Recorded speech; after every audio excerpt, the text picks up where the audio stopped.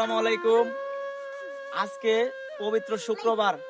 এই শুক্রবারের দিনে 10টা 39 মিনিটে বাংলাদেশ সময় 10টা 39 মিনিট এরা কিন্তু দাঁড়িয়াবান্ধা খেলা, আমাদের জামালপুরের ভাষায় আমরা বলি দাড়িবান্ধা খেলা।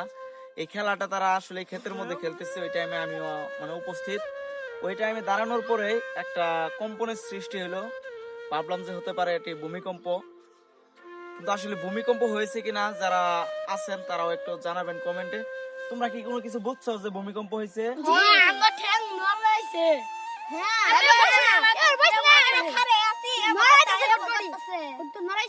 ও, যাই হোক, এরা ছোট মানুষ, এরা ওইভাবে কিন্তু বুঝছে না। কিন্তু আমি, আমার এক জেঠি বসে আছে, তারপরে আমার আরো কয়েকজন বড় মানুষ আমরা বসে আছিলাম, তারা কিন্তু বুঝে গেছি যে আসলে এটা ভূমিকম্পই। আল্লাহ সকল গজব থেকে আমাদের হেফাজত করুক, এটাই চাওয়া, এটাই প্রার্থনা করি। সবাই ভালো থাকবেন, সুস্থ থাকবেন। আসসালামু আলাইকুম রহমতুল্লাহ।